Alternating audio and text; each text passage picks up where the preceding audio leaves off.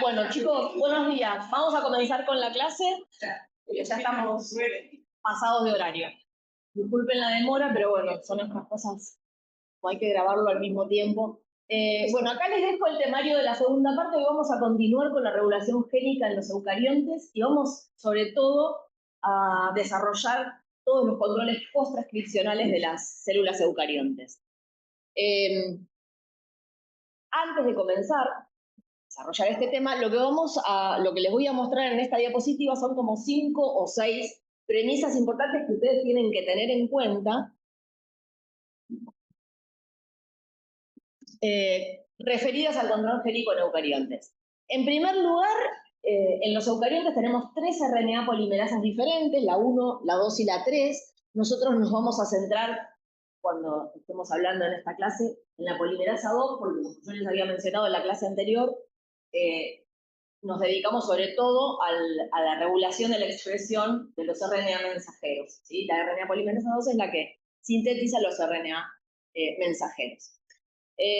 Recordamos que también en los eucariontes hay varios factores de transcripción generales, ¿se acuerdan? Eso lo vieron con la doctora Calabrese, cada uno de los cuales cumple una función particular para comenzar con la transcripción de un gen, ¿no? En el sitio de inicio.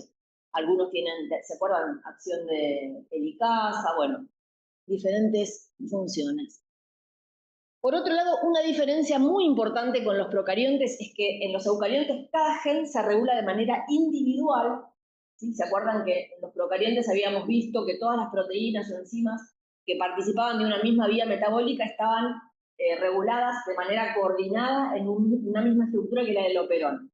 En este caso, los genes que participan en que codifican proteínas de una misma vía metabólica, incluso pueden estar en diferentes cromosomas.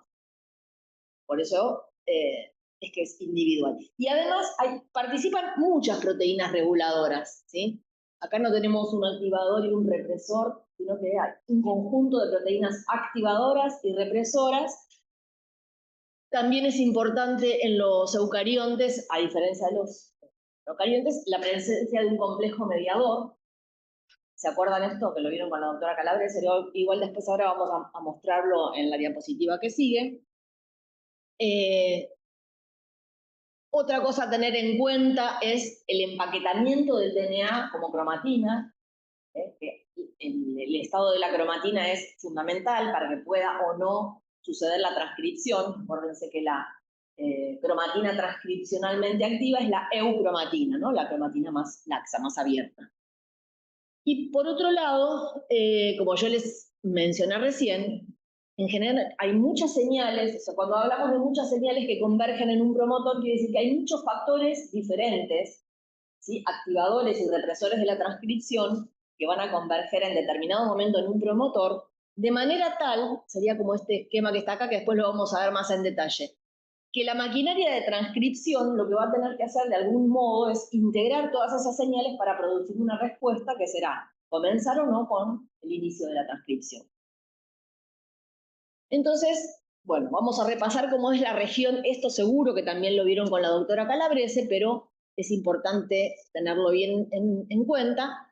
¿Cómo es la región de control de un gen eucariota? Acá está representada la región de control. Tenemos esta porción es lo que representa el gen, ¿no? Lo codificado, digamos, en ese gen, o sea, la porción codificante. Y el resto son todas secuencias reguladoras, ¿sí? Tenemos el promotor,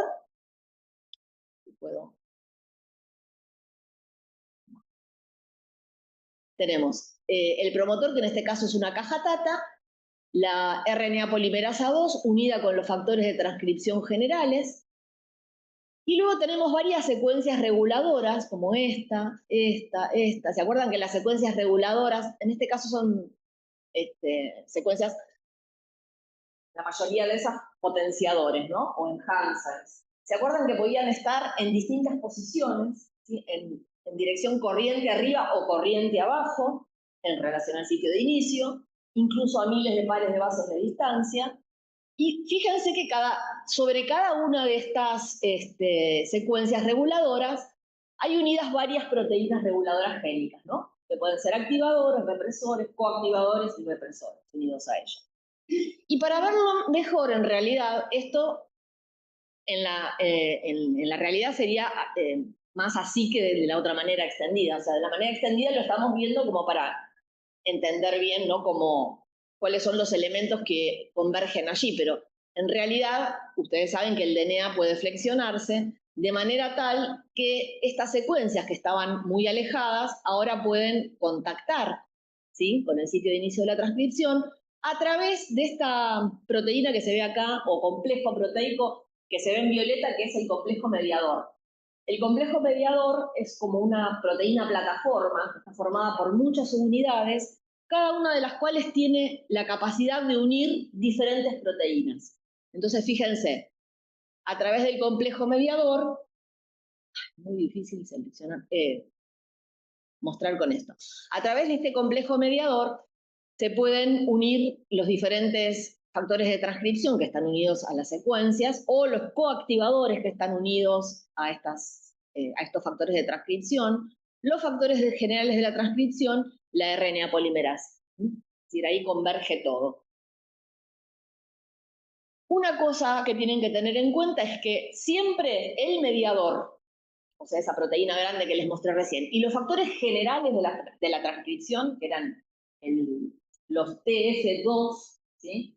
2 porque son factores generales de la polimerasa 2, A, B, C, bueno, D, F. Todos esos son los mismos, ¿sí?, para todos los genes que transcribe la RNA polimerasa 2. Lo que es diferente para cada gen es los tipos de secuencias reguladoras, ¿sí?, las proteínas reguladoras, y las posiciones de sus secuencias con relación al promotor. ¿Se entiende esto que estoy diciendo? ¿Sí o no? Es importante. Bueno, pero además de todo esto que mencionamos recién, habíamos mencionado en la primera diapositiva que tenemos el DNA en forma de cromatina asociada a histonas, ¿sí?, y que el estado de la cromatina es fundamental para que ocurra o no la transcripción. Entonces, además, asociado a este complejo mediador, se encuentran los complejos remodeladores de la cromatina, ¿sí?, es decir, tienen capacidad de unirse a este sitio, los complejos remodeladores de cromatina y las enzimas modificadoras de histonas. ¿Sí? Si las enzimas modificadoras de histona, que son atraídas a ese complejo determinado que se forma de acuerdo a los factores de transcripción presentes, son enzimas que proveen marcas como, no sé, acetilación. ¿Cómo será el estado de la cromatina? ¿Cómo estará? ¿Cómo? Más laxo. Entonces, bueno, eso favorecerá la transcripción. Si las enzimas modificadoras de histonas que son atraídas a ese sitio son enzimas que ponen marcas que promueven la cromatina compacta o la heterocromatina, se verá desfavorecida la transcripción. ¿Se entiende esto? Bien. Entonces, vamos a ver ahora de qué manera las proteínas activadoras de los genes eucariontes activan la transcripción. Lo hacen por dos mecanismos, o sea, ya más o menos estuvimos hablando de eso, pero para tenerlo bien firme, un mecanismo que llamamos mecanismo directo. El mecanismo directo, ¿qué quiere decir? Que esos factores de transcripción activadores tienen la capacidad de atraer, ubicar y modificar a los factores generales de la transcripción, al complejo mediador y a la RNA polimerasa 2, que son los elementos indispensables para que pueda comenzar la transcripción. ¿Está bien? Y también hay un mecanismo indirecto que tiene que ver con atraer, es decir, esos factores de transcripción pueden reclutar, atraer complejos remodeladores de la cromatina y enzimas modificadoras de histona.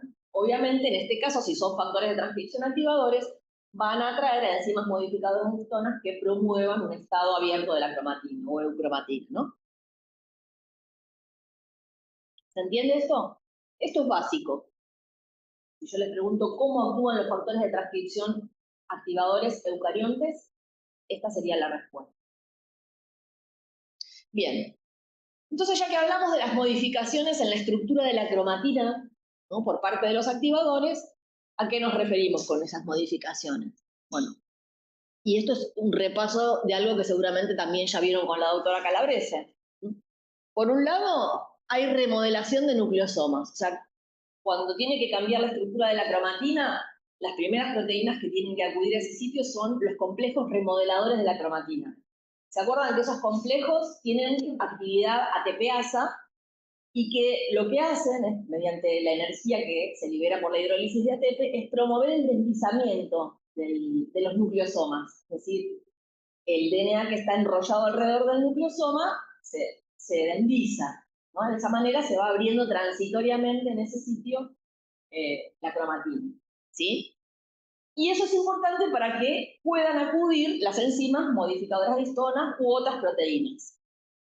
Otra cosa que puede suceder, bueno, una vez que actúan los complejos remodeladores, es eliminación y sustitución de histonas, ¿sí? Lo voy a marcar acá porque si no va a ser imposible. No sé si... No, ya no puedo. La eliminación y la sustitución de histonas. Para que pueda ocurrir la eliminación de determinadas histonas y que puedan ser sustituidas por otras variantes, por ejemplo, tienen que participar proteínas especiales que se llaman chaperonas de histonas. ¿Se acuerdan de eso? ¿Lo vieron? Bien. Bueno, y finalmente, la modificación de histonas, que está mediada por proteínas modificadoras de las histonas, ¿no? Histonas metilasas, acetilasas, desacetilasas, enzimas quinasas, que introducen residuos de ubiquitina. Bien. Este sería como un ejemplo de un mecanismo que se propone para ver cómo ocurre la hiperacetilación en las histonas, de las histonas en el control de la transcripción. Y esto está, digamos, está ejemplificado con una proteína activadora de levadura, pero el mecanismo para otros eucariotes superiores es similar, ¿sí? En este caso, la proteína activadora es esta que se ve acá, que tiene un dominio de unión al DNA y un dominio de unión a coactivadores. Esto lo habíamos visto en la clase pasada, ¿no? ¿Cuáles eran los dos dominios fundamentales de los factores de transcripción activadores? Este es el nombre particular de la proteína activadora o del factor de transcripción, pero no interesa en este caso particular, sino que lo que nos interesa es el mecanismo. Entonces, esta proteína, este factor de transcripción activador, se une a su secuencia reguladora a través del dominio de unión al DNA, y a través del dominio de unión a coactivadores se une un complejo de proteínas coactivadoras, o sea, que le van a ayudar a activar la transcripción. Dentro de esos coactivadores se encuentra una proteína que tiene actividad de histona acetilasa, o sea, que tiene la capacidad de acetilar las histonas, las colas de las histonas, ¿no? Los residuos de lisina siempre se produce la acetilación. Entonces, cuando se acetilan las lisinas, ¿qué sucede? ¿Por qué? Por el ácido. Bueno, las lisinas son aminoácidos que tienen carga positiva. Cuando se hace, bueno, y esas cargas positivas le permiten interaccionar con interacciones electrostáticas con las cargas negativas del DNA. Cuando esas lisinas son acetiladas, esa carga positiva se pierde. Entonces pierden la capacidad de interactuar con el DNA en interacciones electrostáticas y la cromatina se vuelve más laxa. ¿Entienden el concepto? Obviamente lo contrario ocurre cuando se produce la desacetilación. ¿Sí? En este caso, entonces, se produce lo contrario, es decir, se favorece la formación de heterocromatina o de cromatina compacta, el factor de transcripción acá será un factor represor. También es un factor de la levadura, pero me interesa el nombre. También tiene un dominio de unión al DNA y un dominio de unión a correpresores en este caso, ¿sí? Entonces, a través del dominio de unión a DNA se une a su secuencia reguladora específica y a través del dominio de correpresión se une a proteínas correpresoras. Una de esas proteínas correpresoras tiene actividad de histona desacetilasa. Acuérdense que la acetilación es una modificación covalente que es reversible. ¿Por qué? Porque hay otra enzima que es una desacetilasa que puede a quitar ese grupo acetilo. Obviamente, al quitar esos grupos acetilo, nuevamente las lisinas quedan con su carga positiva libre, pueden interaccionar con el DNA y la cromatina se vuelve más compacta.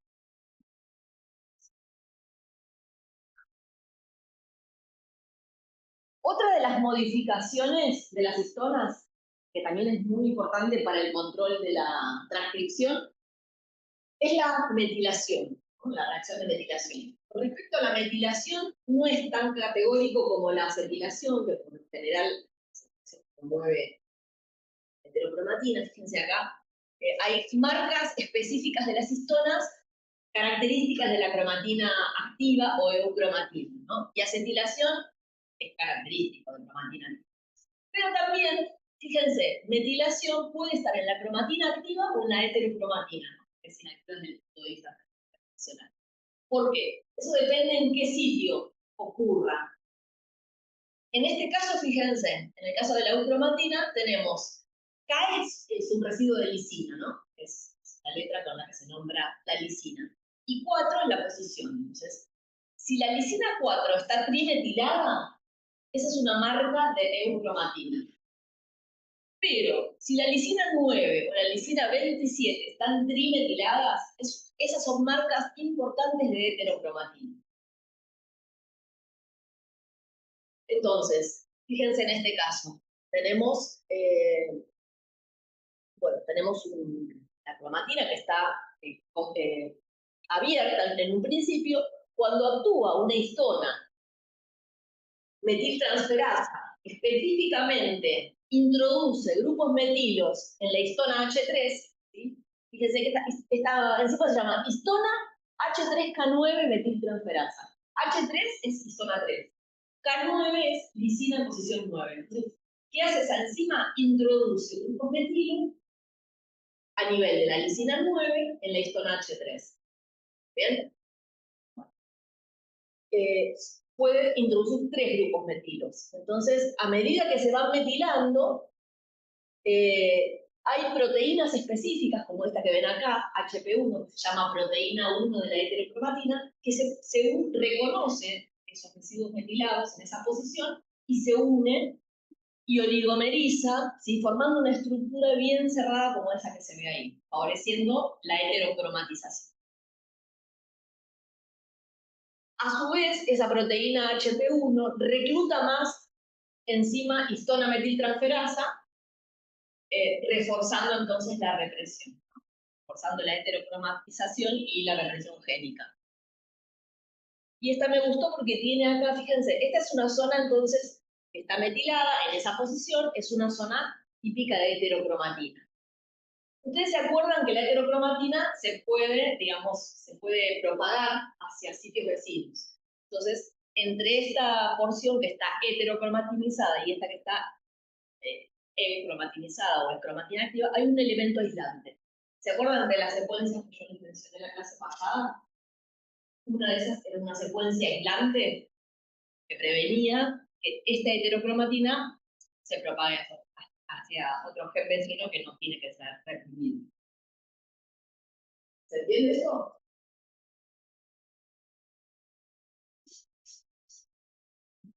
Bueno.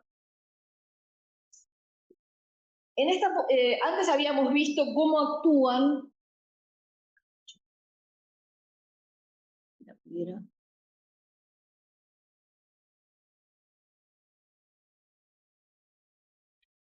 Antes habíamos visto cómo actúan los factores activadores de la transcripción, o sea, los factores de transcripción activadores. Pero yo les había mencionado en la clase pasada que la represión génica es importante en muchos momentos, en el desarrollo y en muchos momentos de la vida de una célula.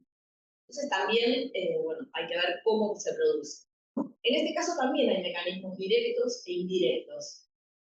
Es decir, los mecanismos directos tienen que ver con una proteína represora, que acá está en rojo, que se une a su secuencia específica en el DNA, ¿no? Que puede ser un elemento silenciador. ¿Se acuerdan cuando vimos las secuencias pasadas?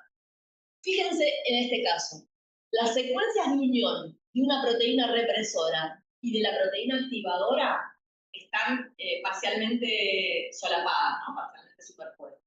Entonces, si este represor se une a ese sitio silenciador, no permite que el activador se une. Sería una de las maneras en las que actúa, ¿no? O sea, no permitiendo que se active y por ende reprimiendo. Otro mecanismo que se plantea o que se ha visto que hay ejemplos de esto es que en este caso no tenemos los sitios solapados, sino que tenemos los dos sitios, el del represor y el del activador, cercanos, pero no solapados. Entonces, se pueden unir las dos proteínas, pero si está presente el represor, bloquea el dominio de activación del factor de transcripción activador. Si bloquea el activador, se reprime la transcripción. Y el tercer caso que se propone es que puede el factor de transcripción represor unido a su secuencia específica, reguladora, puede interactuar de manera directa con el complejo mediador y los factores generales de la transcripción, inhibiendo la unión del activador de alguna manera. O cambiando la conformación, ¿no?, de estas proteínas de manera que el activador no se pueda unir, ¿sí? Para que se entienda un poco. Y bueno, con respecto a los mecanismos indirectos, como ustedes se podrán imaginar, esto es un poco volver a repetir cosas, pero es importante volver a verlo.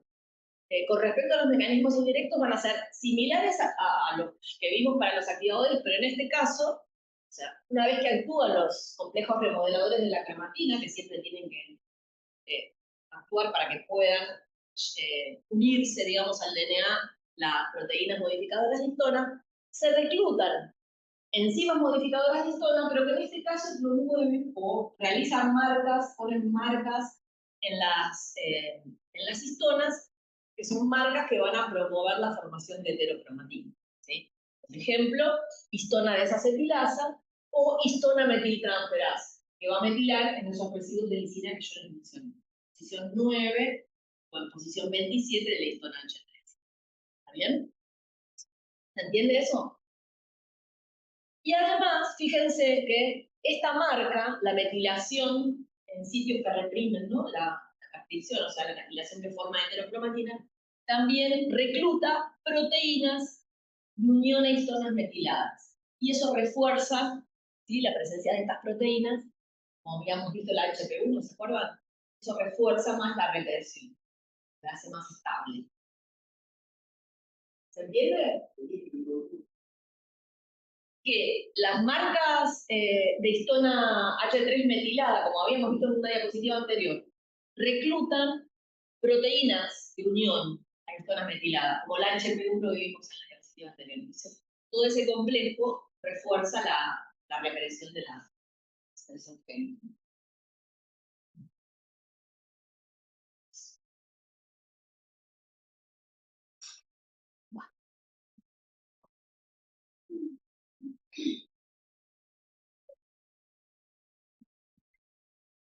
Bien. Bueno, obviamente en este caso la cromatina va a estar compacta. Bueno, esto es una cosa que por ahí ya algo mencioné, pero la primera diapositiva, yo les había dicho, ¿se acuerdan que los procariontes en general, cada operón está regulado por una o dos proteínas? Unas pocas proteínas, digamos. Pero nosotros no vimos todos los operones que existen. En cambio, los eucariontes, por lo general, cada gen está regulado por un conjunto variable de proteínas. Un gran conjunto de proteínas. Acá se representan distintos factores de transcripción que por ahí, bueno, en solución no interaccionan entre sí, pero sí lo hacen cuando están unidos en determinado sitio del DNA. Entonces, todos estos factores de transcripción se podrían combinar de distintas maneras, ¿sí?, para producir un efecto sobre la transcripción. Fíjense, esta proteína, ¿no?, puede estar unida en diferentes combinaciones con las otras proteínas. Por ejemplo, en este caso, en esta combinación, unida a este sitio particular, hacen que el gen esté activo, se activa la transcripción. Pero fíjense, la misma proteína verde, ¿no?, en otro sitio y combinada con otros factores de transcripción, promueve la inactivación del gen, es decir, reprime la transcripción, ese conjunto particular. Y lo mismo puede pasar con otras de las que vemos ahí, ¿no? Entonces, la conclusión es que cada gen se va a expresar o se va a reprimir según la combinación particular de proteínas que esté disponible en determinado momento.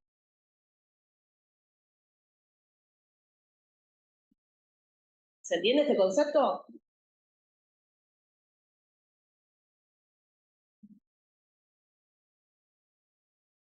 Bueno, y lo que les dije al principio, ¿se acuerdan que les dije que, entonces, en los eucariontes tenemos muchas proteínas reguladoras que se unen en distintas combinaciones en diferentes sitios, ¿no? Reguladores.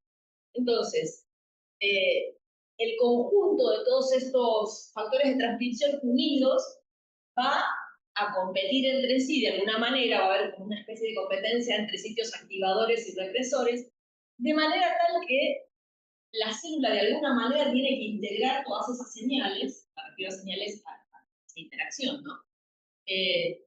Para comenzar una nueva transcripción de un gen. No se sabe bien cómo se produce esa integración, ¿no? Lo cierto es que eso debe suceder porque, de acuerdo a esa combinación particular de proteínas unidas en determinados sitios, se inicia la transcripción o no se inicia. Bueno, las proteínas, los factores de transcripción, obviamente son proteínas y se regula también su actividad. ¿Sí? Todos los mecanismos que regulan la actividad de una proteína son lo que se llaman mecanismos post-traduccionales, ¿no? La regulación post-traduccional. Y vieron que, en general, en la clase de proteínas seguramente ustedes habrán visto, por ejemplo, la fosforilación, es uno de los más comunes. Son dos mecanismos que regulan la actividad de las proteínas. En el caso de los factores de transcripción, tenemos varios mecanismos, que también obviamente son compartidos con otros tipos de proteínas, ¿no? Pero recuerden esto, un factor de transcripción va a actuar, o sea, va a poder cumplir su función, primero, si está en el núcleo, y segundo, si está unido a su secuencia reguladora en el DNA. ¿Sí? Si está en el citosol, no va a cumplir su factor de transcripción. Y si está en el núcleo, pero no está unido, tampoco. Entonces, hay diferentes mecanismos que se postulan de acuerdo, digamos, a las evidencias experimentales, ¿no? que se tienen. Pero unido al núcleo unido a su... Tiene que estar en el núcleo y unido a su secuencia reguladora en el DNA. Entonces, ahí sí ejerce su función. Entonces, ¿qué mecanismos existen? En algunos casos, simplemente, bueno, la proteína, o sea, el factor de transcripción para poder actuar se tiene que sintetizar en ese momento. O sea, el propio factor de transcripción se sintetiza y cuando se sintetiza ya está activo. En otros casos, está ya sintetizado, digamos, está presente en la célula, pero está en una conformación inactiva. Y para poder activarse necesita unirse a un ligando. Algo parecido a lo que pasaba en los procariotes, ¿se acuerdan? Muchas proteínas reguladoras se activaban o se inactivaban por unión a un ligando. Cambia la conformación, se activa. Otra de las modificaciones que pueden activar un factor de transcripción es una modificación covalente. Yo les mencioné recién, la más común es la fosforilación. Como es válido la fosforilación para cambiar la actividad de cualquier otra proteína, también lo es para los factores de transcripción. Otra de los mecanismos es adición de una segunda subunidad. Es decir, se sintetiza, pero requiere una segunda subunidad que seguramente se va a unir a la primera subunidad en el momento que se requiera ese factor activo. Esa unión seguramente estará regulada en la célula.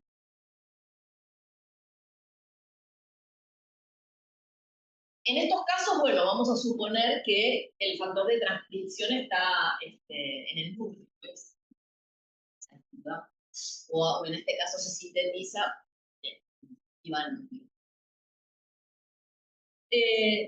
Otro de los mecanismos es el desenmascaramiento. Entonces, seguramente a lo largo de lo que queda del curso van a ir viendo algunos ejemplos de todo esto que yo les estoy mencionando. El desenmascaramiento. Esto es cuando el factor de transcripción está inhibido por unión a una proteína inhibidora. ¿Sí? Esta proteína inhibidora lo mantiene inactivo, digamos.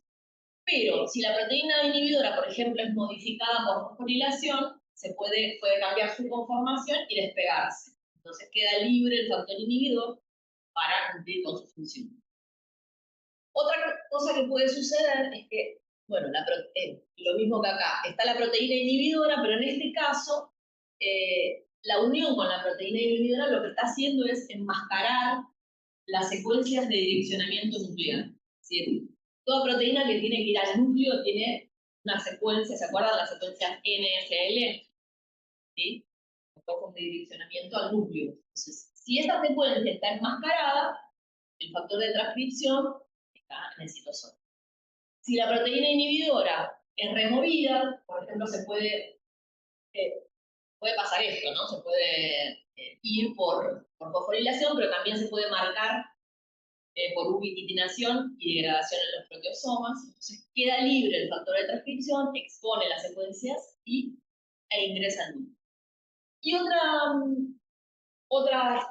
otro tipo de activación que también existe en algunos casos es cuando el factor de transcripción se sintetiza como un precursor de mayor peso molecular, que es una proteína transmembrana, ¿no? Entonces, una proteasa en un determinado momento puede cortar el dominio citoplasmático y es el dominio citoplasmático el que actúa como factor de transcripción, ¿no? Puede migrar al núcleo y unirse al DNA.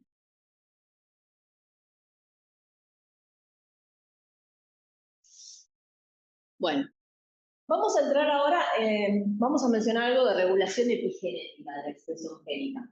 Algo ustedes vieron también con la doctora Calabrese en las clases anteriores. Y también mencionaron lo que es la epigenética. A ver, sin leer esa definición. ¿Qué les quedó?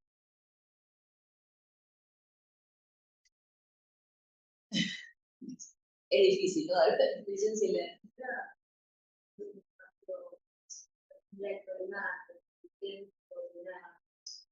Un problema que se va por modificaciones de otras cosas. Exacto. Ahora vamos a ver de otras cosas. Exacto. Son los cambios heredados en el fenotipo de una célula, o sea, cambios en la expresión génica, digamos, que no son el resultado de cambios en la secuencia del DNA. ¿Sí? Y dentro de esas modificaciones epigenéticas podemos mencionar las modificaciones post-traduccionales en las histonas. Eso lo vieron bastante con detalle con la doctora Calabrese y algo vieron hoy en esta clase, porque obviamente estas modificaciones cambian la estructura de la cromatina y eso repercute directamente sobre la posibilidad de iniciar o no la transcripción. Otro de los mecanismos clásicos epigenéticos es el patrón de metilación del DNA. Eso lo vamos a ver ahora a continuación. No sé si ustedes sabían que no solo las histonas u otras proteínas se pueden metilar, sino que el DNA también se puede metilar. Estos dos serían como los dos mecanismos clásicos o canónicos, pero hoy en día hay otros mecanismos que están considerados dentro de la regulación epigenética. Nosotros vamos a mencionar uno más y otro si quieren, que también lo vamos a tratar en la clase, por eso se los menciono, que son los microRNAs. ¿MicroRNAs? ¿Alguna vez escucharon hablar de microRNAs? ¿En otra clase? Lo mencionó, claro. Ella les presentó los distintos tipos de RNA y seguramente los mencionó. Hoy al final de la clase vamos a ver qué son, cómo actúan, cómo se producen. Y estas siglas significan RNA largos no codificantes. También vamos a ver un ejemplo.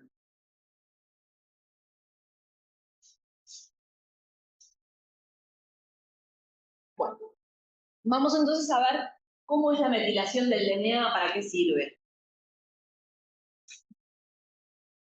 La metilación del DNA es producida, digamos, por enzimas que se llaman metiltransferasas o también metilasas, ¿sí? O sea, son enzimas que transfieren un grupo metilo. ¿Dónde transfieren? ¿En cualquier sitio del DNA? No. Lo hacen en residuos de citosina que están unidas por unión fosfodiéster a una guanina en la posición 5. O sea que una vez que actúa esta enzima, en lugar de citosina vamos a tener una 5-metilcitosina.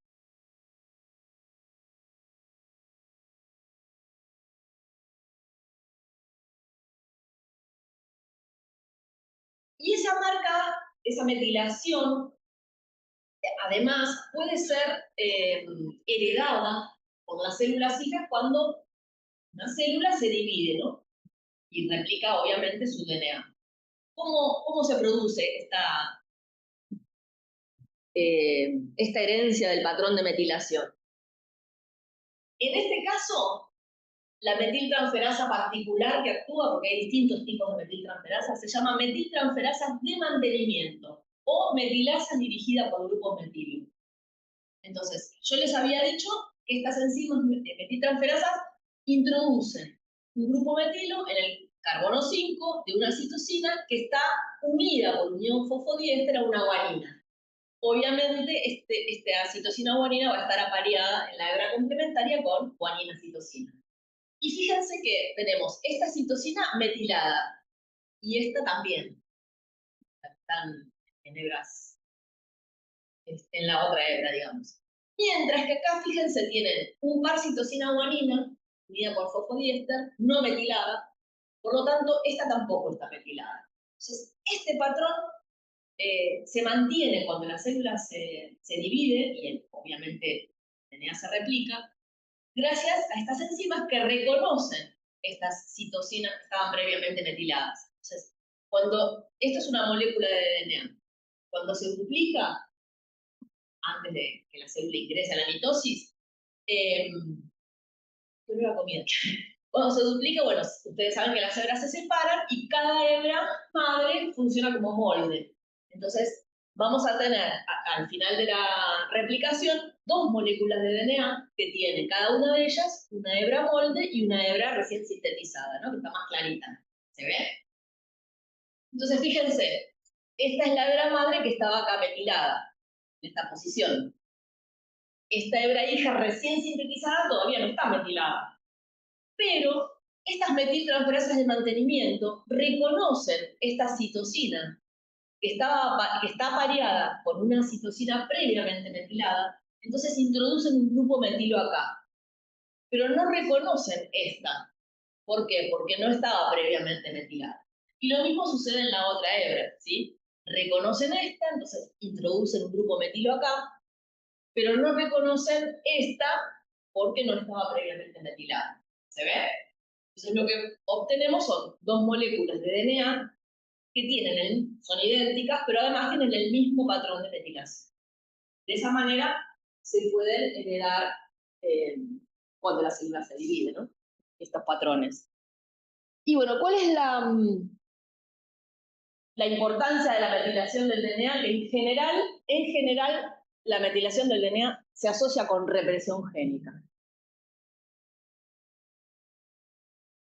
O sea que además de las modificaciones típicas que llevan a la represión génica de las colas de las histonas, tenemos la metilación del DNA también, como proceso represivo. Entonces, acá se listan, digamos, de alguna manera, cuáles son todos los mecanismos que todos, o los mecanismos más importantes, por decirlo de alguna manera, que contribuyen a estabilizar la represión génica. Las modificaciones específicas de las histonas que mencionamos antes, las proteínas de unión a esas histonas modificadas, ¿se acuerdan las proteínas HP1 que se unían a las histonas metiladas en determinada posición? La metilación del DNA en secuencias reguladoras, específicamente. Y también los grupos metilos del DNA pueden atraer proteínas de unión a DNA metilado. O sea, proteínas de unión a metil-CpG. Acuérdense que CpG es citosina, guanina unida por unión fosfodiéster. Entonces, todo esto, digamos, todo ese complejo de las histonas modificadas, dimetiladas, con las proteínas unidas, más el DNA metilado, con las proteínas de unión a DNA metilado, todo eso interfiere sobre el complejo de iniciación de la transcripción y reprime la transcripción. Entonces, acá está ejemplificado, fíjense cómo sería el mecanismo. En este caso sería cómo un gen se puede silenciar o se puede reprimir, ¿no? Tenemos en principio un complejo de proteínas de regulación génica que reprime. O sea, un factor de transcripción represor se une a su secuencia específica en el DNA. ¿Sí? Ese factor represor atrae proteínas correpresoras a través de su dominio de correpresión. Por ejemplo, enzimas modificadoras de histona o inhibitoras. ¿No? Inhibitoras porque son las que meten una marca específica. Por ejemplo, metilación.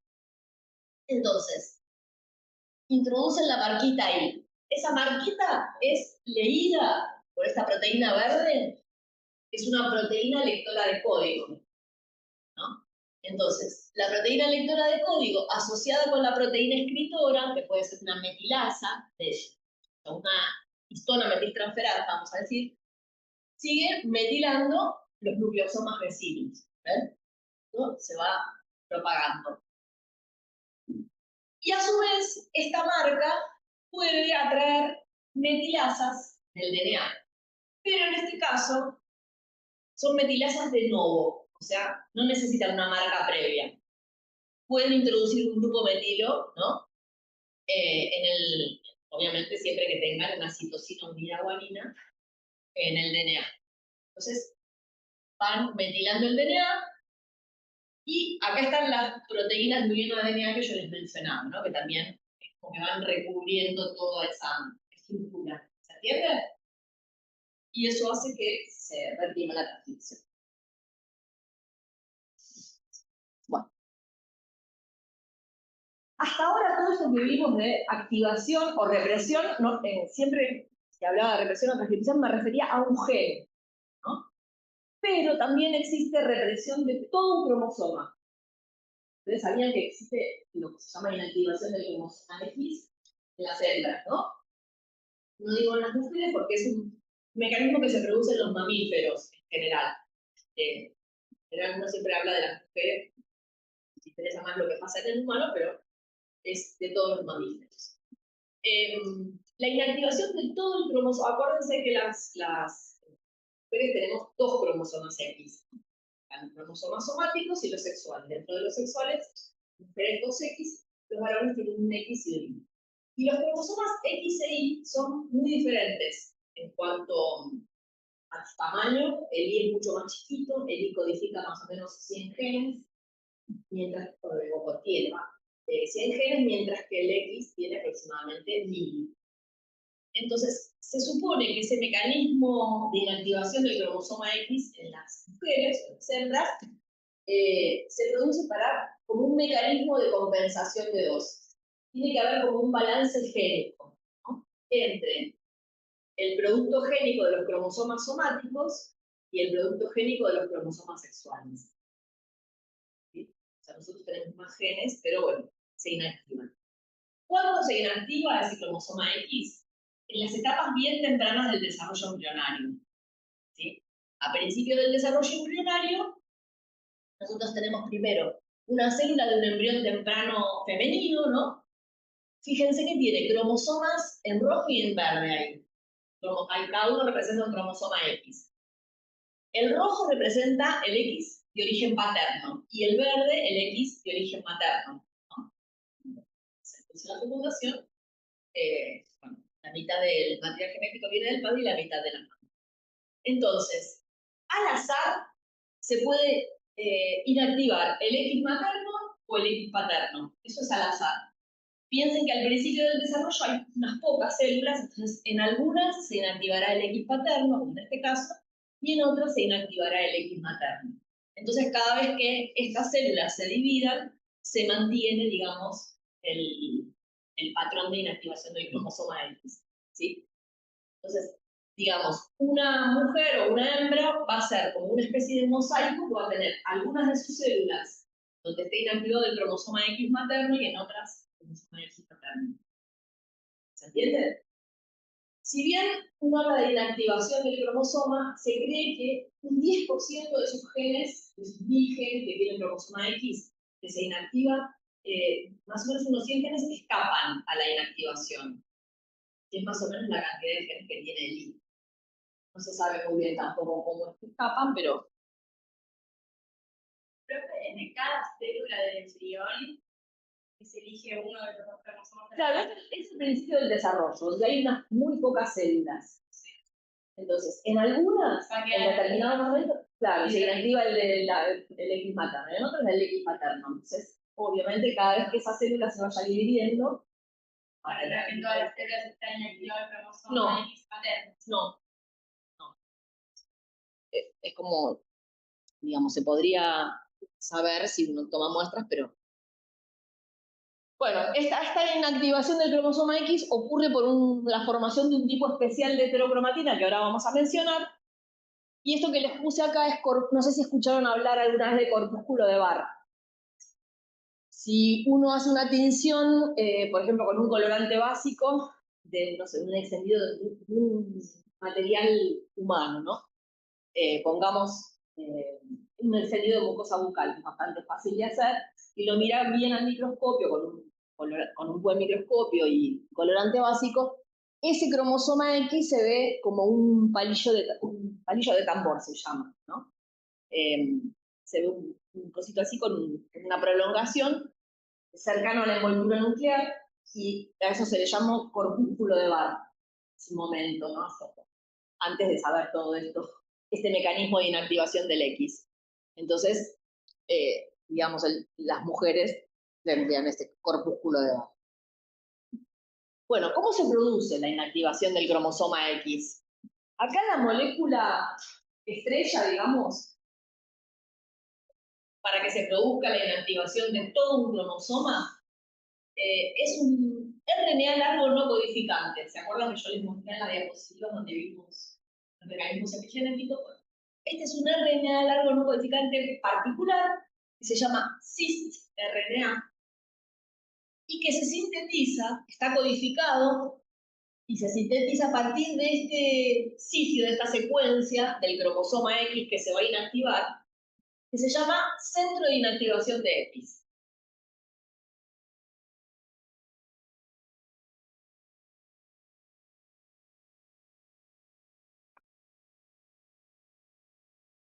A partir de ahí se comienza a sintetizar ese RNA largo no codificante particular.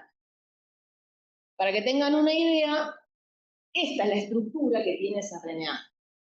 Los RNA largos no codificantes son RNA justamente de una extensión bastante larga y que tienen una estructura secundaria y, bueno, obviamente terciaria particular. Acá se encuentra la estructura secundaria. ¿Se acuerdan que la estructura secundaria de un RNA tiene que ver con apareamiento intracadena, porque es una sola hebra, ¿no? Es una RNA. Apareamientos intracadena en ciertos sitios de complementariedad y, bueno, bucles. Entonces, fíjense qué estructura tan grande, bueno, y tan especial. Entonces, bueno, comienza a sintetizarse a partir de este sitio y se dice que se va extendiendo a lo largo del cromosoma en un sentido y en el otro.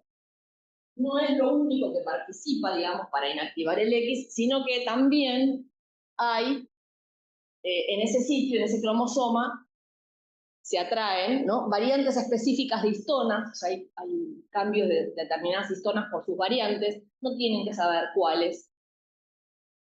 Modificaciones de histonas particulares también, obviamente seguramente serán modificaciones como la dimetilación en lisina 9 o en lisina 27, y patrones específicos de metilación del DNA. O sea, ese RNA no codificante largo más todas esas modificaciones contribuye, en definitiva, a inactivar todo el cromosoma, excepto ese 10% que yo les digo.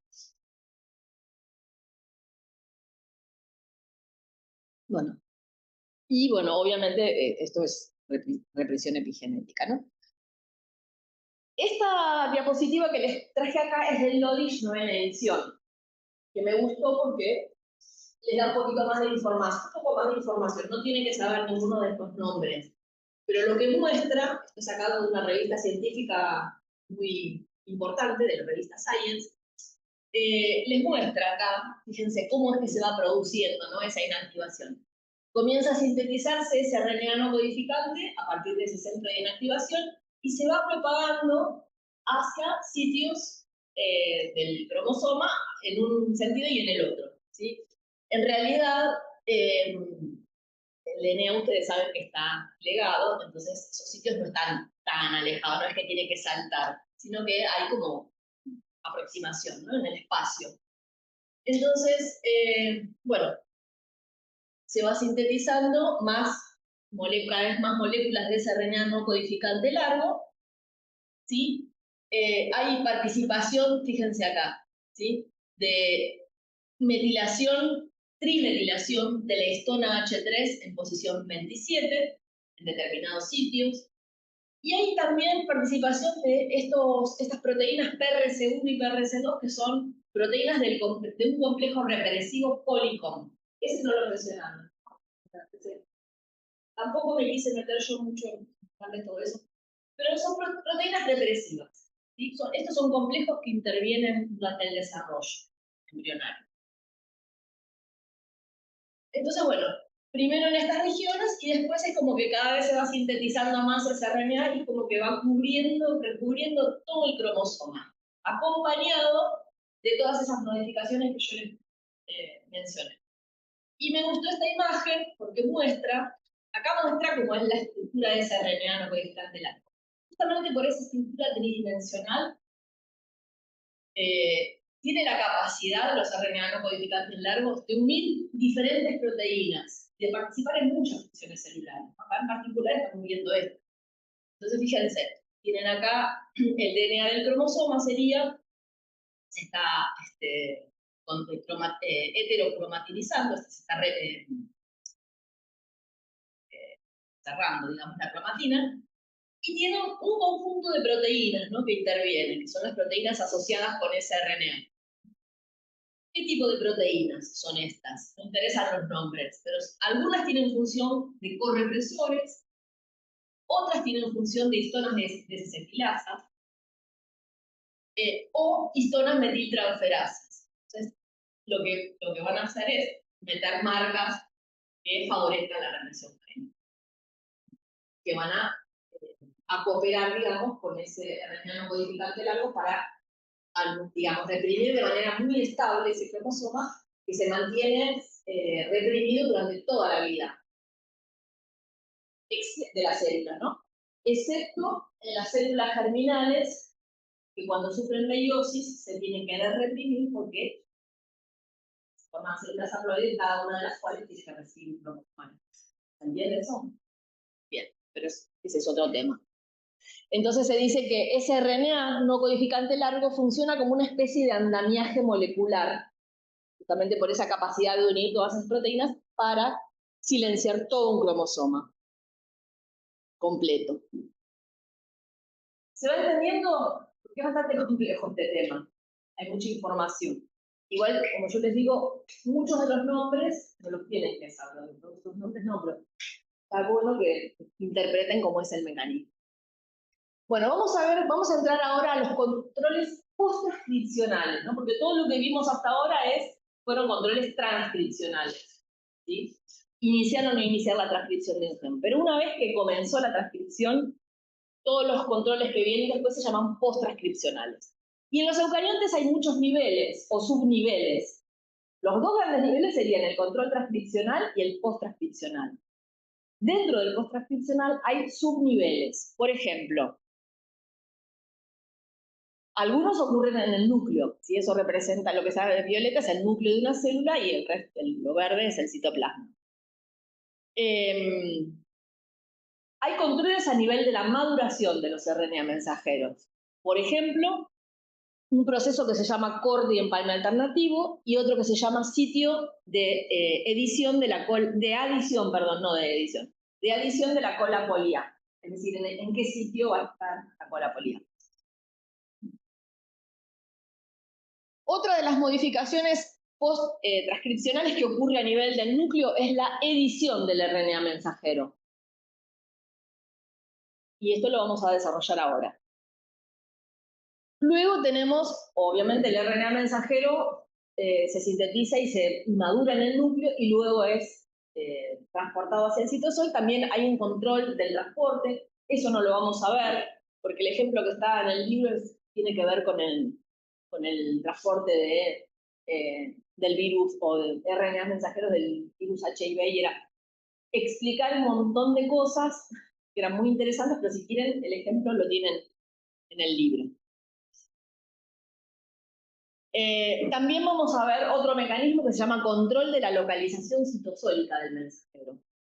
En el citosol, a nivel del citosol, también se puede controlar la iniciación de la traducción, ¿sí? Una vez que tenemos el mensajero, pero ¿se traduce o no se traduce?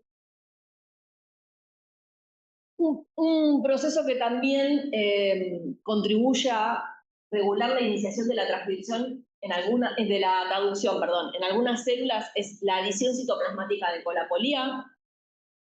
Luego también se puede regular la degradación del RNA mensajero y la regulación por microRNA, que contribuye a silenciar la expresión de un RNA mensajero. O sea, acá se los presento y ahora vamos a ir desarrollando la mayor parte de ellos. Antes de comenzar a describir los diferentes tipos de mecanismos que yo les mencioné recién, les quiero mostrar esta diapositiva.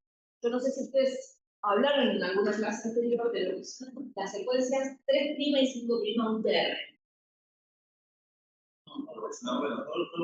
O regiones no traducidas también. Sí. ¿Sí? Bueno, se los recuerdo por las dudas porque ahora lo vamos a usar mucho. Esto representa un RNA mensajero maduro. ¿Por qué? Porque acá vemos el capuchón en 5' y la cola polia. Esto que se ve en azul oscuro sería la secuencia codificante de ese mensajero, o sea, lo que codifica específicamente la proteína, ¿no? Pero entre el capuchón en 5' y la secuencia codificante, y entre la cola poliada y la secuencia codificante, hay una región que no se traduce. O sea, está presente en el mensajero, pero no se traduce en la proteína. O sea, la proteína va a hacer esto. ¿Bien? Esas secuencias se llaman 5' UTR y 3' UTR. ¿Y yo por qué se las menciono acá? Porque son secuencias que están implicadas fuertemente en los mecanismos post-transcripcionales de la regulación génica. Cuando yo les diga se une la secuencia 3' UTR, en general la más involucrada o la que más voy a mencionar es la 3' UTR, pero las dos son. ¿Por qué están implicadas en la regulación de la transcripción génica? Porque son secuencias que tienen la capacidad de unir diferentes proteínas reguladoras, ¿no? Que pueden influir en los distintos mecanismos que vamos a ver.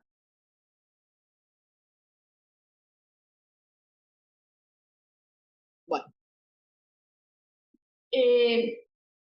El principal mecanismo para regular la maduración de un RNA mensajero, si yo digo regular la maduración, o sea, los RNA mensajeros todos maduran por adición del capuchón en 5' y la cola polia en 3'. Pero si yo digo que se puede regular ese mecanismo, quiere decir que se puede hacer de una manera o de otra. ¿Bien? No siempre se hace de la misma manera. Entonces, cuando hablamos del principal mecanismo para regular la maduración, hablamos de la maduración alternativa por corte y empalme o corte y empalme alternativo. No lo puedo decir de una manera o de otra. Pero lo que sí es importante es que esté esta palabra alternativo. ¿Qué significa alternativo? Y esto yo creo que también algo lo vieron con la doctora Calabrese, ¿no? Bueno, ¿qué quiere decir? Fíjense, acá tienen un gen, en este caso es el gen de la alfa-tropomiosina, creo que es de la rata, pero no importa. El gen de la alfa-tropomiosina. Fíjense, los exones son los que están en naranjado oscuro, en naranja, y los intrones en amarillito o naranja claro, ¿no? Es decir, tiene varios exones, varios intrones, el gen. Y luego, bueno, eso después lo vamos a ver. ¿Qué sucede? Cuando este gen se transcribe para dar un pre-RNA mensajero, o sea, antes de que se modifique, ¿bien? ¿Se acuerdan que se transcribe a un pre-RNA mensajero? Acá no está dibujado, ni esquematizado el pre-RNA mensajero, pero esto se transcribe a un pre-RNA mensajero, que es único, es uno, a partir de ese gen, ¿sí?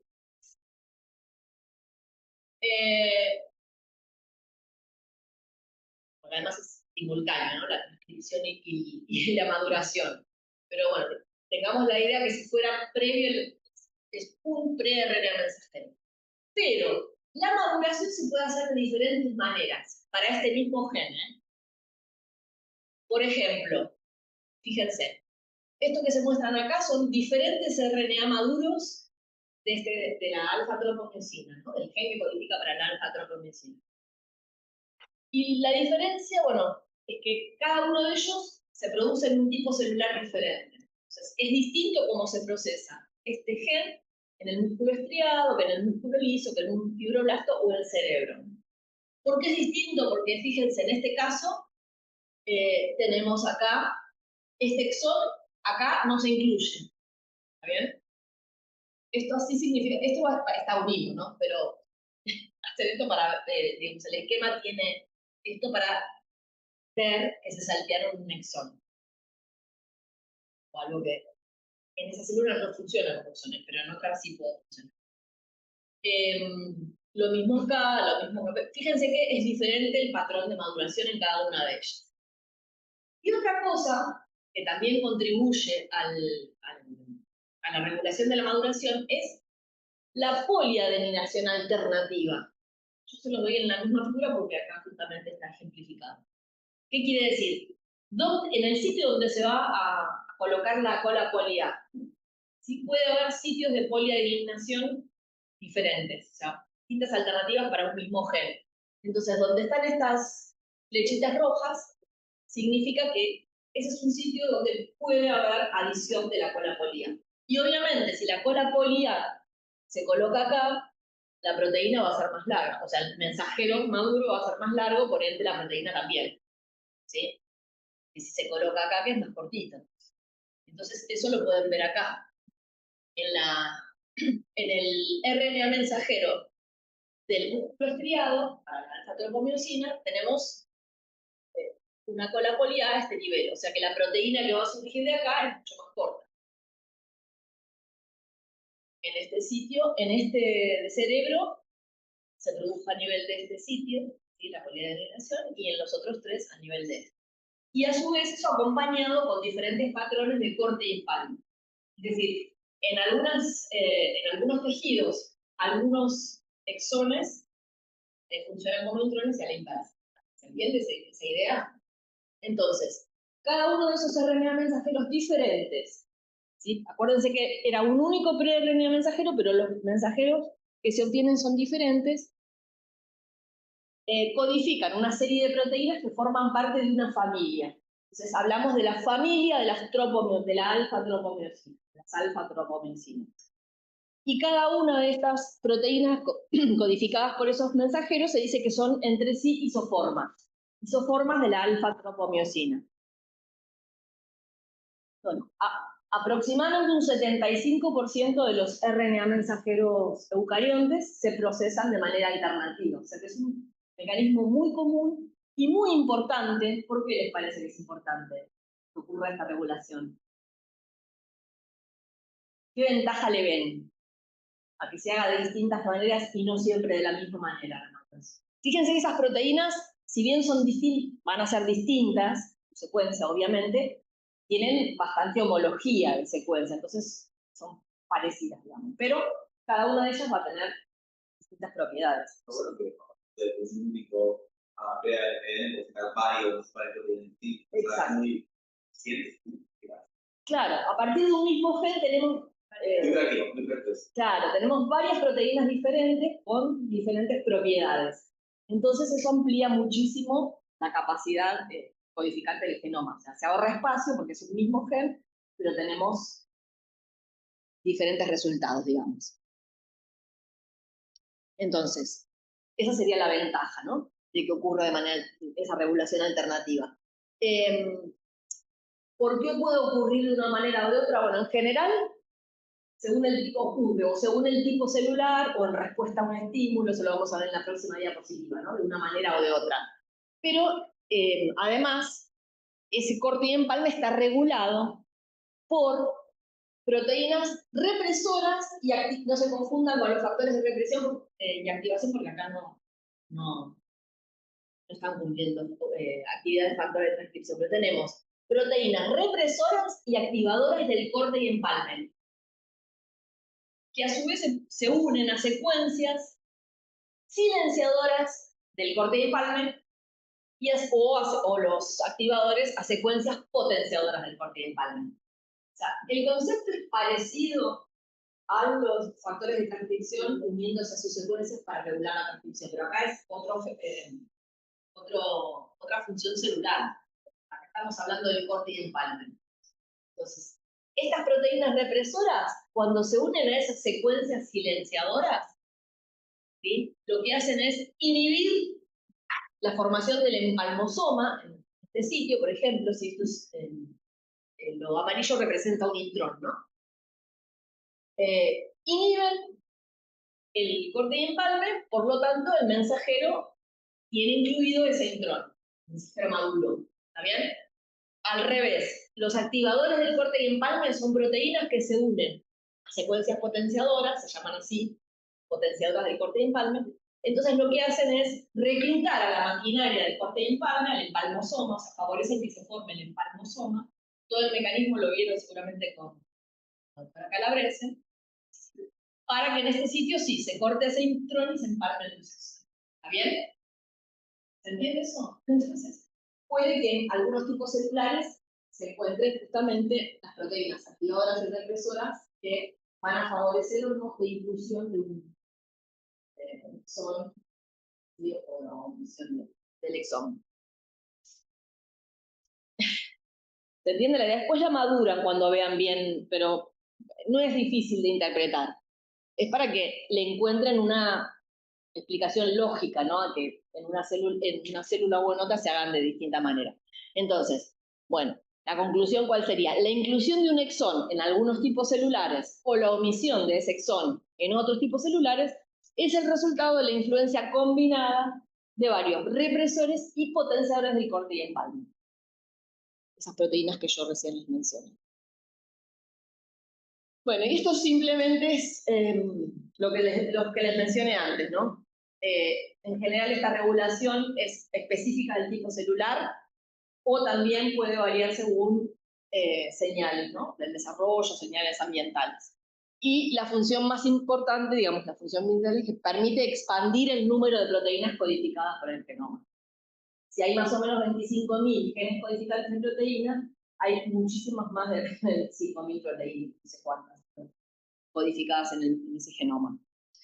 Y una cosa interesante también, para que lo tengan en cuenta, y creo que uno de los temas que van a tener que dar algunos de los grupos que van a presentar en la última clase, tiene que ver con anomalías en el corte y empalme. Anomalías en el corte y empalme pueden causar múltiples enfermedades genéticas. En el LODISH nuevo hay un apartado al final del capítulo, en uno de los capítulos, que les menciona así a grandes rasgos. Simplemente acá se los doy como a título informativo, ¿no?, para que tengan en cuenta que es un proceso importante. Entonces, por ejemplo, el cambio de bases, ¿no?, una mutación en un pre-RNA mensajero puede crear una secuencia consenso de corte y empalme. Entonces, bueno, puede cambiar obviamente la proteína codificada o puede que dé una proteína no funcional. El cambio en una secuencia potenciadora del cambio de empalme puede llevar a omitir un exón, es decir, en lugar de empalmarlo puede que no lo empalme, entonces obviamente la proteína codificada va a ser diferente. También puede haber mutaciones de los factores de corte y empalme, que regulan. Puede ser que un activador no active cuando tiene que activar o a la inversa al represor si es que cambia su función. Bueno, vamos a ver ahora otro mecanismo de regulación, que es la edición génica. La edición génica es la alteración de la secuencia nucleotídica del pre-RNA mensajero. Entonces, lo más común que uno puede pensar cuando hay una alteración de la secuencia es una mutación en el DNA. En este caso no es mutación, sino que es una alteración que está hecha a propósito, por decirlo de alguna manera, e inducida por enzimas específicas de la célula.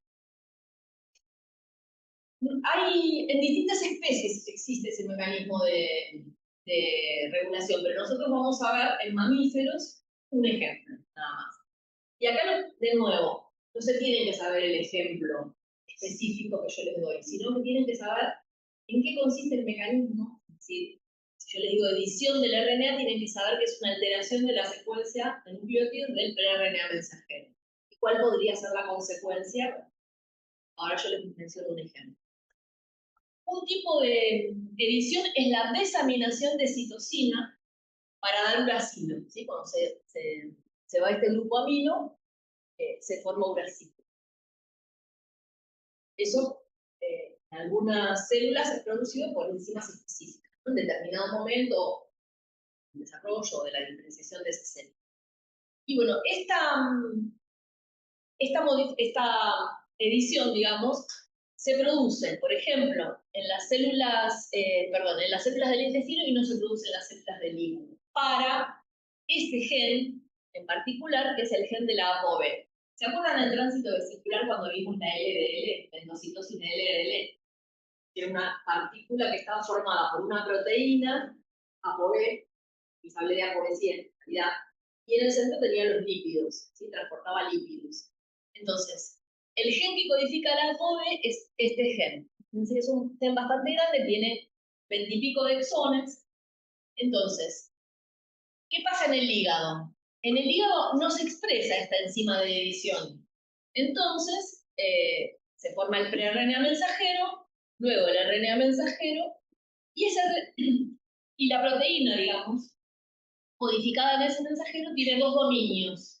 Un dominio de unión a lípidos, el dominio por el cual la LDL ¿no? se une a los lípidos, y un dominio de unión al receptor de LDL.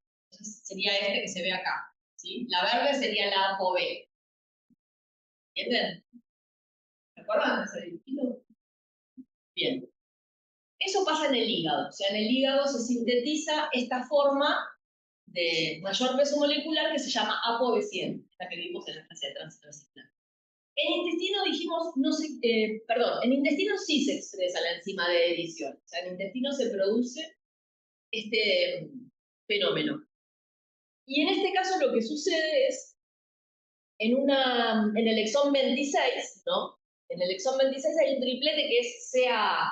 Entonces, esa citosina cambia a uracilo en el pre-RNA mensajero, ¿no? Entonces, en lugar de CAA vamos a tener UAA. CAA codifica para un aminoácido, pero UAA es un codón de terminación.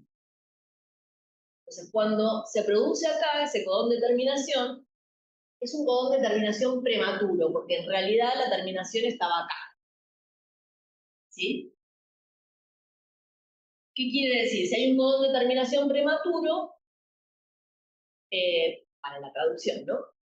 Para la traducción me refiero. Si hay un codón de terminación prematuro, la proteína va a ser más corta que el mensajero. Que se ve acá. Y es lo que se llama ApoB48 porque tiene el menor peso molecular. Y solo tiene el dominio de unión a lípidos, pero no tiene el dominio de unión a receptores. Es decir, que esa proteína, o lipoproteína, digamos, va a cumplir otra función en esa célula. ¿Se entendió la idea? Bueno, este es un ejemplo. En este caso cambia el codón de terminación, ¿no? La ubicación del codón de terminación de la traducción. Entonces se obtiene una proteína más corta. En otros casos puede ser que cambie la secuencia de un aminoácido. ¿Sí? Si cambia la secuencia de un aminoácido, tenemos otra proteína diferente. Si esto está regulado, digamos, esa proteína tendrá una función específica en el sentido celular, ¿no? Siempre va acostado a por lo que puede dar. No creo que dé una proteína más larga. O hay un codón de terminación prematuro o hay una alteración nucleotídica que después va a dar un aminoácido distinto, ¿no? Proteína. Bueno, el otro mecanismo que yo les mencioné es la regulación de la localización de los RNA mensajeros. En este caso, no ocurre en todos los tipos celulares, porque, bueno, obviamente sería complicado regular, una vez que salen del núcleo, ¿no? Los RNA mensajeros maduros, sin dónde tienen que ir. Pero en algunos tipos celulares sí es importante. ¿Por qué? Porque sirven, por ejemplo, para situar al mensajero en el sitio donde se necesita la proteína codificada, Es muy importante para establecer asimetrías en el citosol celular. Eso es importante en muchos embriones, células embrionarias o ovocitos o embriones, ¿no? Y también permite regular la expresión génica en diferentes zonas de la célula de distinta manera, ¿no? De manera independiente. Entonces, ¿qué se postula, digamos, qué mecanismos se postulan para que se pueda producir esa localización dirigida? Bueno, transporte dirigido por el citoesqueleto, ¿sí? O sea, salen los RNA mensajeros, son transportados hacia un sitio específico donde son atrapados puede ser por otros componentes del citoesqueleto o por ricos proteicos, por lo que sea. Otro mecanismo que se postula es que pueden difundir y ser atrapados, o que hay una degradación generalizada con protección local por atrapamiento. O sea, son mecanismos propuestos, seguramente debe haber evidencias experimentales que apoyan esas diferentes tres posibilidades. Bueno, ¿qué necesita un RNA mensajero para ser localizado en determinado sitio? Necesita tener señales, ¿no? Como siempre, como pasaba con las proteínas, señales específicas o código de dirección o de direccionamiento, que generalmente son secuencias que están en el extremo 3' UTR. Y otra vez ahí mencionamos el 3' UTR. Bueno, y estos son ejemplos, ¿no? de células donde es importante, o organismos donde es importante la localización de los mensajeros. Esta es una levadura que está gemando, ¿no? O se está dividiendo por el proceso de gemación. Acá ven que hay acumulación de un determinado RNA mensajero, que debe ser importante para determinar, por ejemplo, generalmente determinan una posición espacial, ¿no? En el embrión, o en la célula, en este caso es una célula que se está dividiendo. En el embrión de la mosca drosófila, eso está muy estudiado, y hay determinados RNA mensajeros que en determinado momento del desarrollo se tienen que situar en un sitio o en otro, entonces determinan el polo posterior o el polo anterior de la mosca. En los ovocitos de rana que son muy grandes y también es importante para determinar posición, ¿no? El polo vegetal. Y después en otras células, son más comunes, como fibroblastos, neuronas o oligodendrocitos, también es importante. En el fibroblasto, que es una célula que tiene capacidad de migrar, se tienen que formar estructuras, lo que se llama el borde director de la célula, ¿no? Migra adelante, que son lamelipodios, y ahí se tiene que concentrar la actina. Hay mucha remodelación del citoesqueleto de actina, eso lo van a ver en el citoesqueleto, entonces es importante también esa localización ahí del mensajero. En las neuronas también, bueno, que tienen prolongaciones largas y otro tipo de neuronas, también las dendritas o los axones. Y en los oligodendrocitos, que son los que fabrican la mielina, también el RNA mensajero que codifica para una proteína de la mielina, también se localiza en esas prolongaciones, en los axones, ¿no? De los oligodendrocitos. O sea, se produce durante el desarrollo en algunos organismos y también en células especializadas, no en todas las células. Ese sería el mensaje. Bueno, ahora vamos a ver un poco cómo se degradan los RNA mensajeros. Como toda biomolécula tiene un ciclo de vida, se sintetizan, funcionan y se degradan. Entonces, los mensajeros, la vía principal de degradación de los RNA mensajeros es la que se llama vía dependiente de la desadenilación. ¿Qué quiere decir?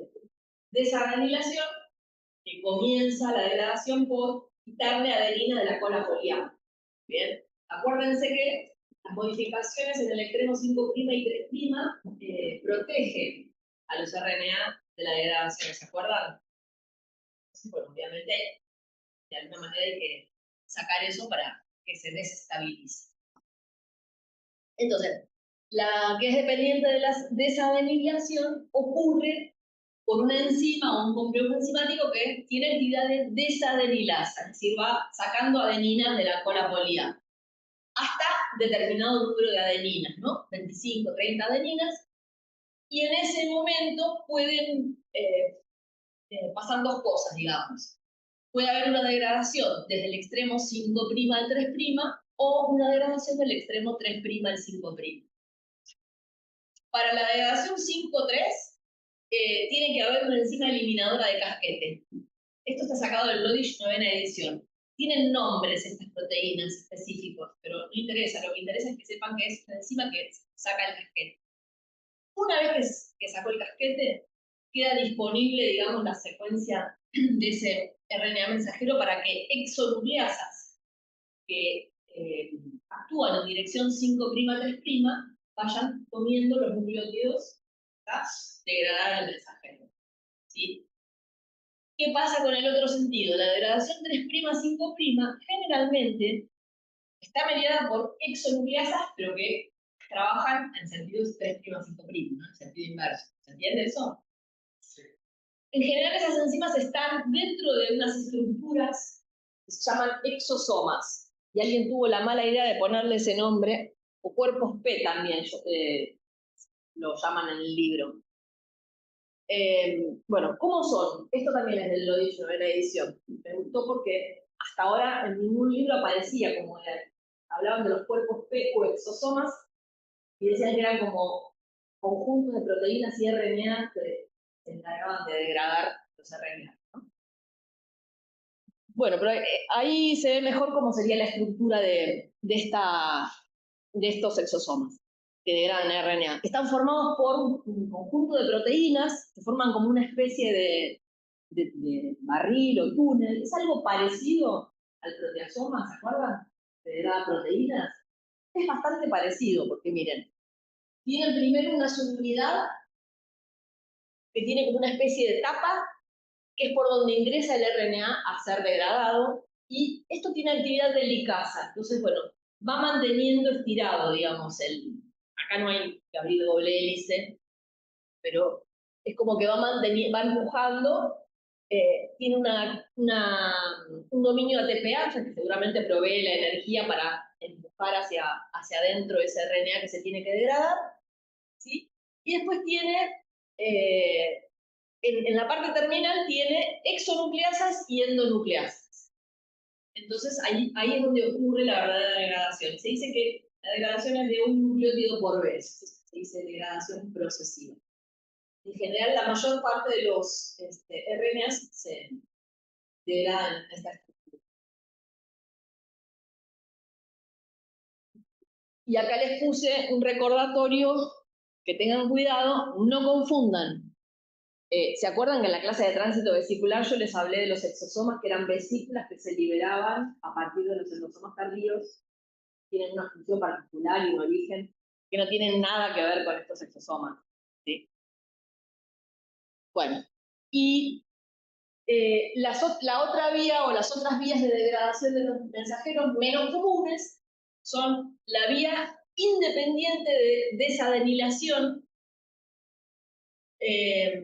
Si es independiente de la desadenilación, ocurre entonces primero por eliminación del casquete. Entonces hay una enzima eliminadora de casquete que es activada de alguna manera o estimulada por proteínas activadoras del decapping. Decapping es la palabra en inglés que quiere decir sacar el casquete, ¿no?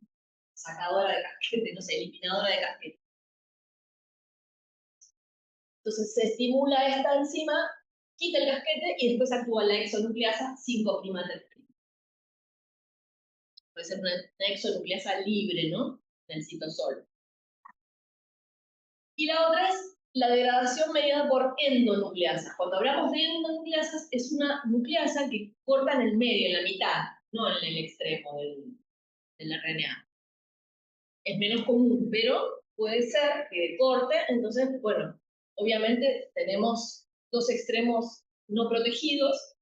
Uno que sería de acá 3' a 5', ese puede ser degradado en el exosoma por exonucleasas 3' a 5', ¿no? En ese sentido, o 5' a 3', que son exonucleasas que están libres en el citosoma. ¿Entienden? Me queda un montón para dar. Bueno, esto voy a ir rápido porque me interesa darles la parte del microRNA, que es lo último. Esto tiene que ver con la estabilidad de los mensajeros, ¿no? Los mensajeros procariontes tienen baja estabilidad o vida media corta porque las bacterias se acuerdan que tienen que cambiar su transcripción de acuerdo a las condiciones del medio. En los eucariontes es más variable. Hay algunos mensajeros que tienen vida media más corta, otros vida media más larga, y eso depende de las secuencias de los mensajeros, de las secuencias 3' UTR y de la eficiencia de su traducción. ¿Por qué de la eficiencia de la traducción? ¿Se acuerdan? Que en general tenemos, cuando se produce la traducción, hay como una especie de contacto, ¿no? Entre el extremo 5' y el 3' del mensajero. Acá tenemos dos factores de iniciación de la traducción que se unen, interaccionan con la cola polía. Entonces, cuanto más se traduzca este mensajero, menos se va a poder degradar, digamos. Menos oportunidad de degradar se va a tener a la inversa. ¿Por qué?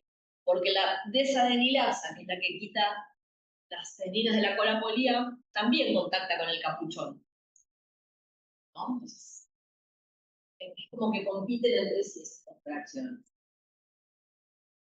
Bueno, eso que mencioné recién es lo que se llama traducción dependiente de la caperuza, ¿no? ¿Por qué? Porque hay un contacto entre la caperuza y los factores de iniciación de la traducción. Hay otro mecanismo que se llama traducción independiente de la caperuza o dependiente de IRES, que es esto que se ve acá. A ver, se los digo rápido, después ustedes si quieren mírenlo en el libro. Yo en todas las figuras les puse la referencia del libro del que saqué la figura, entonces ustedes pueden ir a la biblioteca a buscar el libro y a ver la explicación de la figura, ¿no? Si tienen alguna duda, me pueden preguntar a mí también, pero digo, pueden ver el libro. En este caso, tenemos lo que se llama traducción dependiente de IRES. IRES es una secuencia del propio RNA mensajero que toma una disposición particular y puede contactar con el factor de inicio de la traducción. Entonces, no se necesita la caperuza. ¿En qué ocasiones sucede esto? Por ejemplo, cuando un virus, algunos virus, es una estrategia que tienen algunos virus que infectan a las células, y esa es para traducir sus propios RNA, porque tienen mensajeros con estructuras IRES, digamos, y bloquear de esa manera la traducción de los RNA de la célula hospedadora, que sus proteínas, la mayor parte, se sintetizan o se traducen mediante la interacción con la caperuza. Y también puede suceder esto durante la apoptosis, ¿no? Eso es porque el factor de iniciación 4G, ese marroncito que se ve ahí, se cliva en un sitio, entonces pierde su interacción con la caperuza y puede interaccionar con esas secuencias IRES que están presentes en algunas de los mensajeros que codifican proteínas específicas de la apoptosis, que es un tipo de muerte celular. Bueno, se los digo así rápido. Bueno, este mecanismo, también así rápido, adición citoplasmática de la cola polia, es un mecanismo de control que permite iniciar la traducción de los RNA mensajeros en determinado momento. Y es importante, no en todas las células, este mecanismo, sino en los ovocitos, por ejemplo. ¿Por qué? Los ovocitos, que van a ser fecundados, necesitan acumular mucha cantidad de RNA mensajeros, se dice en preparación para la fecundación, porque después en determinado momento van a necesitar rápidamente producir las proteínas codificadas en esos mensajeros para poder progresar a través del ciclo celular. ¿Está bien? Bueno, ¿y cómo se logra esto? Mecanismos medio. Ahí tenemos, a la izquierda tenemos los ovocitos inmaduros. Los ovocitos inmaduros son transcripcionalmente inactivos. ¿Por qué? Porque la traducción está reprimida. O sea, acumularon todos esos mensajeros, pero no se pueden traducir. ¿Por qué? Porque tienen una secuencia específica, ¿no? Que es esta que se ve acá, se llama elemento de poliadenilación citoplasmático rico en una secuencia rica en uracilo, ¿está bien? Cerca o en el extremo 3' UTR, que puede unir esta proteína que a su vez une una proteína que se llama masking, que se une al extremo 5' y bloquea, esta proteína bloquea el inicio de la traducción. Está como reprimido. ¿Qué pasa cuando se produce la fecundación? Cuando se produce la fecundación, se activan determinadas quinasas, este factor se fosforila, cambia su conformación y libera esta proteína inhibidora. ¿Sí? Se libera. Y a su vez, cuando se libera esta proteína, queda este sitio libre como para que se una este factor, que es un factor de especificidad de corte y poliadenilación. Ustedes hasta ahora habían visto corte y poliadenilación en el núcleo para los mensajeros. Sin embargo, también en esta situación, en este tipo de células, ocurre corte y poliadenilación en el citoplasma. Este factor recluta esta polimerasa polia que va a introducir residuos de adenina. Entonces, se alarga mucho esa cola polia en el citosol. En el citosol ocurre esto. Y cuando esto se alarga, estas dos proteínas de unión a cola polia se pueden unir y pueden reclutar, digamos, o pueden influenciar el inicio de la traducción estimulándola. ¿Entienden la idea?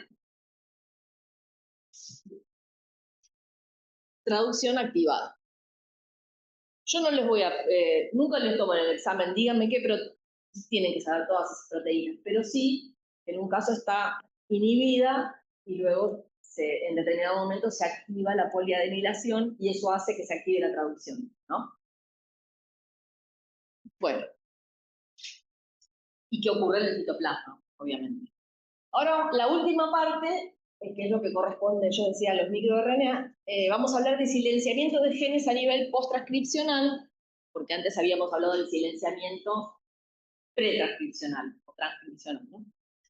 Este es un cuadrito que tiene los distintos tipos de RNAs, que ustedes ya vieron otro cuadrito similar con la doctora Calabrese, pero ahora vamos a hablar de dos de esos tipos de RNAs, cada vez se conocen más, que son los microRNA y los OMIRNA y los SIRNA, o RNA de interferencia pequeños. Entonces, ¿qué es el RNA de interferencia o la interferencia del RNA? Se dice que es un mecanismo biológico conservado que inhibe la expresión de genes a nivel post-transcripcional en respuesta a la presencia de RNA de doble hebra. ¿Cuáles son esos RNA de doble hebra? Los microRNA o MIRNA y los SIRNA o RNA de interferencia pequeña. Esas serían las siglas en inglés. ¿Por qué inhiben o cómo inhiben la expresión o cómo silencian los genes? Porque actúan específicamente, en definitiva, inhibiendo o degradando directamente a los RNA mensajeros, pero de manera específica, no a cualquier RNA mensajero. ¿Sí? Ahora vamos a ver el mecanismo. ¿Qué diferencias hay? Tienen diferentes estructuras, diferente origen, porque los microRNAs están codificados en el genoma de la célula, mientras que los SIRNA o RNA de interferencia pequeños pueden ser de origen endógeno, pero en general se los considera exógenos porque pueden provenir de virus, transposones o transgenes, que son todos, tienen todos material genético que en su ciclo de vida puede tener doble hebra. ¿Bien? Condición importante para que pueda producirse la interferencia del RNA es que estos RNAs tengan doble hebra. Y, digamos, estos dos tienen aproximadamente una longitud de 22 nucleótidos. ¿Sí? ¿Se entiende más o menos la idea? Bueno. Vamos a ver los microRNA, cómo se producen y cómo funcionan. Yo les decía que los microRNA están codificados en el genoma, ¿sí? Se sintetizan en el núcleo, son sintetizados por la RNA polimerasa 2 y también son modificados por adición del capuchón y la cola polia. Pero cuando se sintetizan como precursores de mayor peso molecular, ¿sí? En el núcleo. Y ahí se llaman primirna. ¿Está bien? En el mismo núcleo son procesados por unas nucleasas específicas que los cortan a ese nivel, ¿ven? Donde están las dos flechitas rojas. Entonces se pierde, digamos, la cola polía y el capuchón, y queda un RNA más corto que sale al citosol por la exportina 5, y, bueno, es esta molécula que ahora se llama premirna. Primero era primirna, cuando es recortado ahí, es premirna. ¿Se entiende? O sea, todavía no es el mirna típicamente activo, por decirlo de alguna manera. En el citoplasma va a sufrir un nuevo procesamiento por un complejo enzimático que se llama Dicer, que corta ahí donde están las flechitas. ¿Sí? Entonces, lo que queda es el mirna propiamente dicho, que es eso que está ahí arriba, ¿está bien?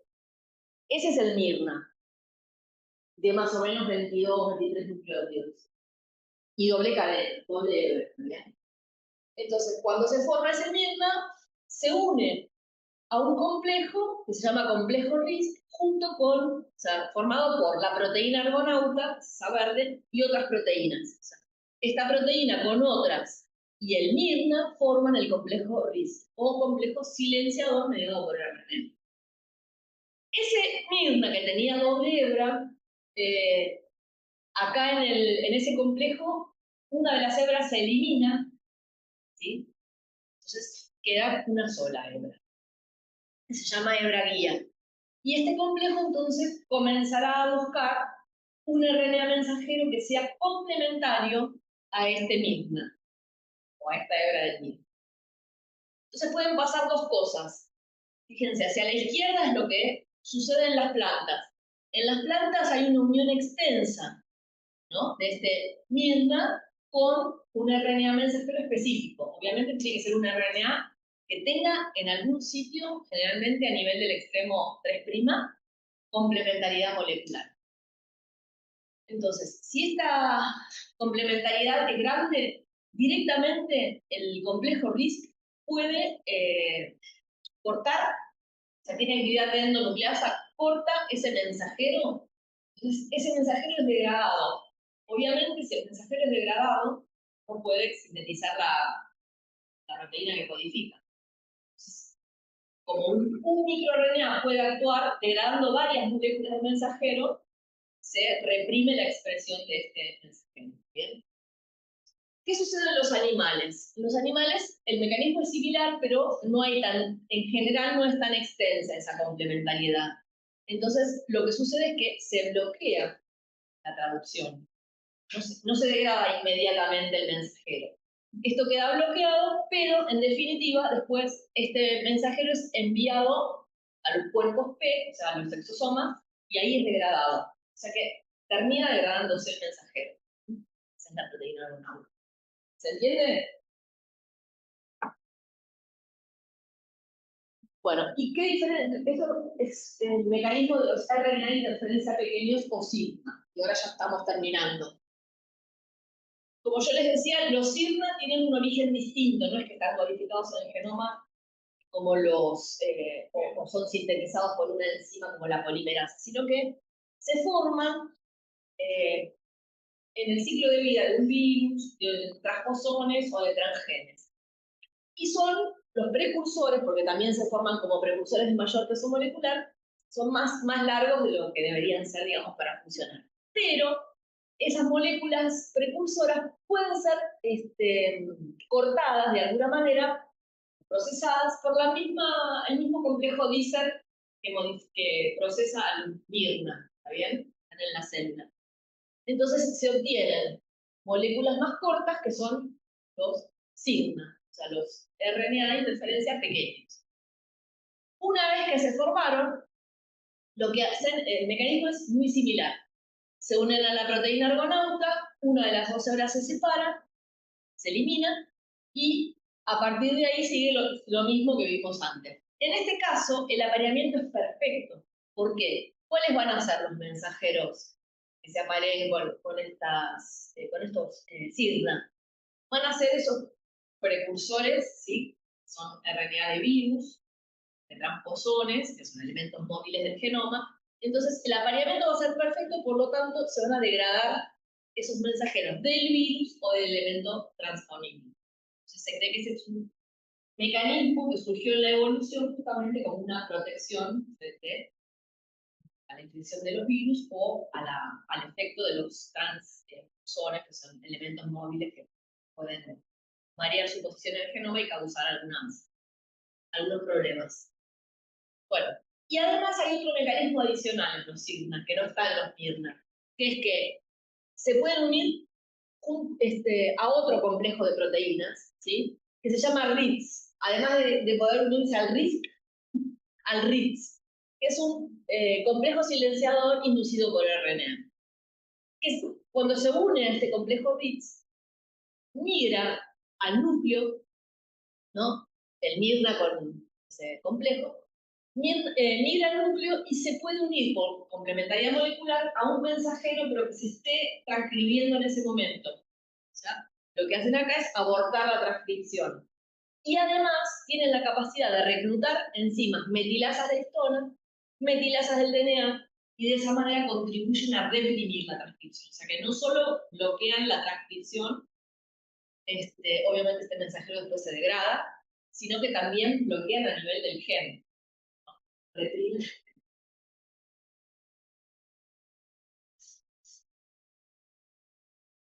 Se forman heterocromatina. Bueno, esto es simplemente para mostrarles estos mecanismos de RNA de interferencia y los microRNA, los investigadores que los descubrieron bueno, e investigaron sobre este tema, recibieron el premio Nobel, uno en el año, creo que era 2006, y este en 2024, o sea, hace muy poquitito que les dieron el Nobel.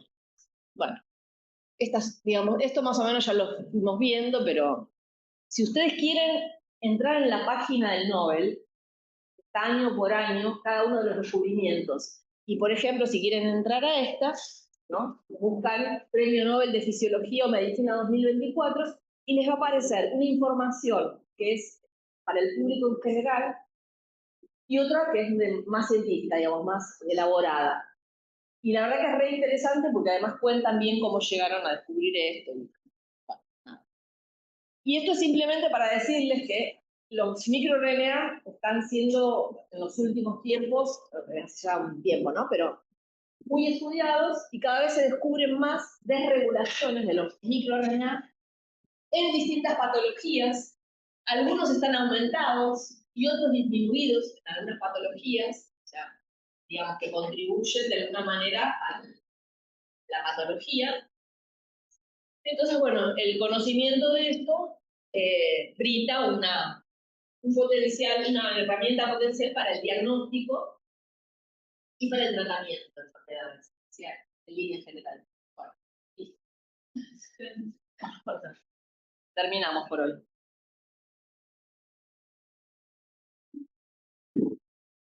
Cualquier cosa me consulta, pueden estar por mail, venir a la cátedra. Yo generalmente entre las 8:30 y 4:30 estoy, pero bueno, vengo de 9 antes de